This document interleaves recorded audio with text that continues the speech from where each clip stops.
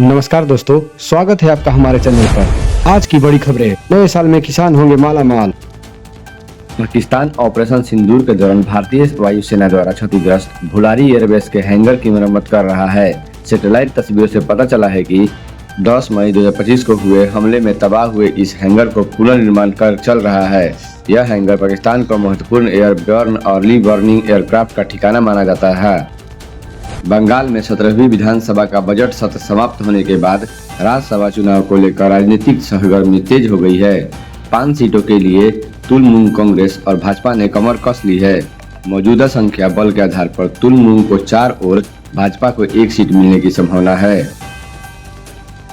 नूह police ने Delhi Mumbai Baroda expressway पर खतरनाक स्टंट करने वाले ट्रक चालक को गिरफ्तार किया है। एक वायरल वीडियो में ट्रक चालक के लापरवाही से लहराते हुए चला रहा था, जिससे अन्य यात्री की जान को खतरा था। फिरोजपुर झिरका क्षेत्र में 3 फरवरी को हुई इस घटना के बाद पुलिस ने त्वरित कार्रवाई करते हुए राजस्थान के अलवर निवासी साबिर को पकड़ा। उस पर यातायात नियमों के उल्लंघन का मामला दर्ज किया गया है। यौन अपराधी जेफरी एपस्टीन के चौंकाने वाले खुलासे सामने आ रहे हैं। सेक्स ट्रैफिकिंग के आरोप में जेल में मरने से पहले उन्होंने कथित तौर पर अपनी दौलत का इस्तेमाल कर इंसानों की सुपर रेस बनाने की खतरनाक योजना बनाई थी। वह न्यू मैक्सिको में अपने रेंज पर महिलाओं को अपने स्पर्म से गर्भवती कर बच्चा पैदा करवाना चाहता था, जिसे बेबी रेंज कहा जाता है। यह योजना ट्रांसह्यूमनिज्म से प्रेरित होकर की थी, जिसकी तुलना यूजेनिक्स से की गई। अमेरिका के एरिजोना में 84 वर्षीय नैन्सी गुथरी का अपहरण हो गया। टीवी एंकर बेटी सवाना गुथरी ने किडनैपर से मां के लौटाने की अपील की है और उसके बदले पैसा देने की पेशकश की है।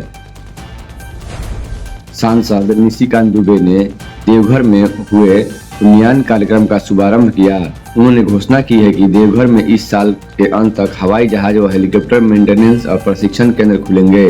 साथ ही एक वीजा सेंटर भी स्थापित होगा।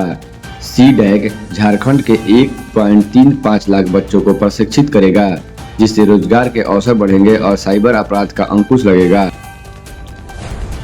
अमेरिका ने दावा किया है कि चीन ने 2020 में गलवान झपट के बाद गुप्त परमाणु विस्फोटक प्रशिक्षण किए। अमेरिकी विदेश उप सचिव थॉमस जी डिजानो के अनुसार चीन ने भूकंपीय निगरानी से बचने के लिए डिक पंगबिन का इस्तेमाल किया। उन्होंने 22 जून 2020 को एक प्रशिक्षण का विशेष उल्लेख किया, जो गलवान घटना के 1 सप्ताह बाद हुआ था। पाकिस्तान के पूर्व प्रधानमंत्री इरफान खान और उनकी पत्नी बुरसा बीबी को तोशाखाना 2 भ्रष्टाचार मामले में 17 साल की सजा सुनाई है। रावलपिंडी की विशेष अदालत ने विशेष सरकारों से मिले महंगे तोहफे को नियम के खिलाफ बेचने का दोषी पाया। उन पर करोड़ों रुपए का जुर्माना भी लगाया। यह मामला सऊदी अरब में मिले तोहफे से जुड़ा है, जिनकी कीमत कम दिखाकर बेचने का आरोप है। AIMIM ने अमरावती की कॉर्पोरेट मीरा कॉम्बेल को पार्टी से निष्कासित कर दिया है। उन्होंने मेयर चुनाव के पार्टी के तटस्थ रहने के फैसले के खिलाफ जाकर भाजपा उम्मीदवार का समर्थन किया था। AIMIM नेता इम्तियाज जलील ने बताया कि कामले को अयोग्य घोषित करने की प्रक्रिया शुरू कर दी गई है। अमरावती में पार्टी पदाधिकारियों को कारण बताओ नोटिस जारी किए गए हैं।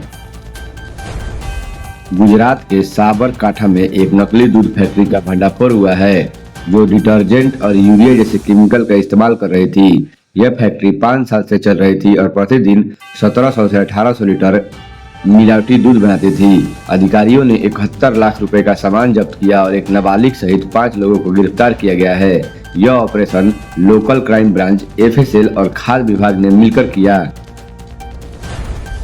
फ्रेंच आल्प्स के सेंट विरन गांव में भारी हिमस्खलन से 2 टूरिस्ट की मौत हो गई। 4 लोगों का एक समूह बिना गाइड के टेडे डी लोगेट पहाड़ पर चला गया था, जहां यह हादसा हुआ। गंगा एक्सप्रेसवे पर सुल्तानपुर जलौनी के पास एक तेज रफ्तार कार ने पैदल जा रहे 7 लोगों को रौंद दिया। इस भीषण हादसे में एक किशोरी सहित 4 लोगों की मौत हो गई, जबकि 3 अन्य घायल हो गए। सभी लोग भंडारे से लौट रहे थे। घटना के बाद एम्बुलेंस पहुंचाने में देरी के और दरवाजा न खुलने से लोगों में आक्रोश फैल गया। पुलिस ने कार जब्त कर चालक की तलाशी शुरू कर दी है।